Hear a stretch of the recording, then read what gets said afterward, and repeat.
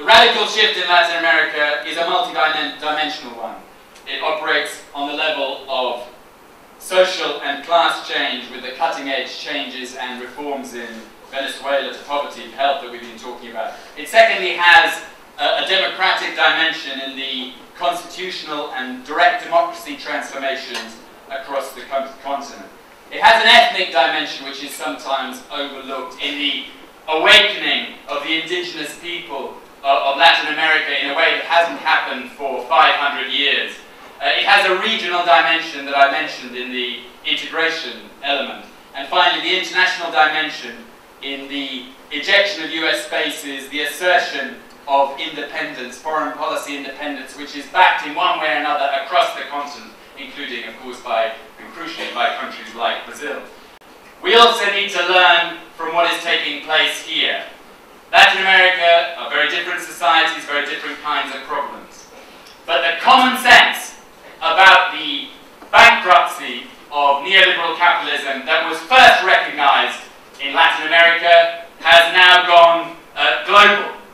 And the question for us is whether some of that radical and social action that has been delivered in Latin America can be generated here in this society as well. Who could not be inspired by the Cuban Revolution and the events in Venezuela? Two countries at the forefront of social progress and resistance to global advance of neoliberalism. Colleagues, the advances won by the Cuban and the Venezuelan people are truly remarkable on any scale, as Jenny touched upon before. The recent coup against the progressive government in Honduras and the US-Colombia military agreement, which gives the US the potential for a massive military presence on the borders of progressive Venezuela and Ecuador, shows that these achievements cannot be taken for granted, and that we need to step up our campaigning in order to support the rights of the people of Cuba, Venezuela, and all the countries around Latin America and the world to determine their own futures. The governments that have come to power have dramatically improved the lives of millions of people, reducing poverty and widening the provision of public services. And also related to this, these governments have achieved unprecedented levels of domestic popularity. One of the things I hear when we're arguing in Parliament, people say, oh, but you've got to be careful with these governments, but they're populist. And yeah, they're popular. You know, can we not learn something about this? And that's why I argue that Latin America has become such an inspiration to us all. We've got to be careful on this, because there are progressive forces in America that we should be attempting to speak with and talk with. There is a radical, there is a liberal tradition in America that we've got to make connections with. Lincoln once spoke about the angels of our better nature. We've got to find them. And Mark Twain once said, I'm an anti-imperialist. And comrades and friends, the battle we face is set on an international scale. And the battle can and will be won by the strength of our ideas and our very determination to build a better world. Thank you. Nuestros niños venezolanos iban a las escuelas bolivarianas y allí en las escuelas bolivarianas tienen desayuno, tienen almuerzo, tienen merienda y el Estado le garantiza sus textos escolares, una educación gratuita y solidaria para que el niño aprenda. Our children go to school, and in school they actually get 3 meals, breakfast, lunch and dinner. They are there the whole day. They are given the textbooks totally free.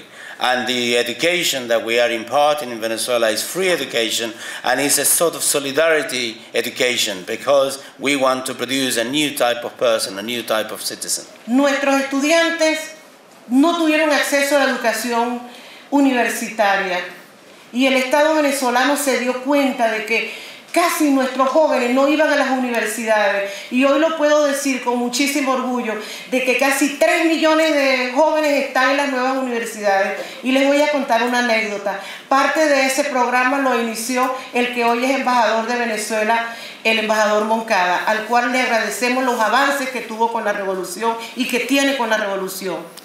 Our young were actually unable to finish higher education because of the socio-economic situation that the country was in before. And I'm proud to tell you that actually many of them have been able to go into higher education.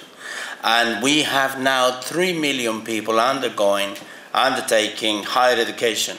And that program, to ensure this is totally free of charge, that program, I must say, was initiated by who today is the Venezuelan ambassador to the UK, Samuel Moncada. And I want to use this.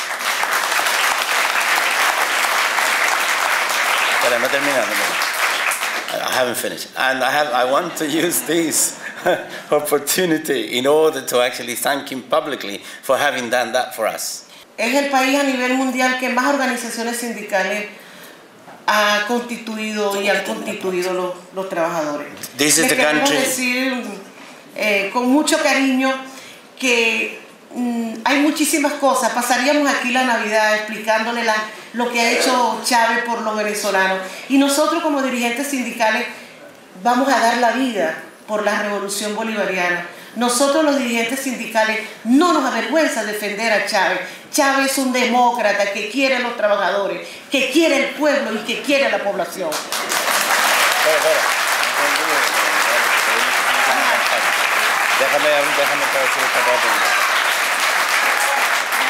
Just a summary of this, I'm afraid, is I want to say that as trade unionists, I'm not afraid and I'm not ashamed to say that I defend Chavez completely. We, trade unionists in Venezuela, workers, defend the Chavez government, and we are prepared to give our lives for our revolution and our president. Thank you very much. ¡Viva Chávez! Viva Chavez! ¡Viva Venezuela!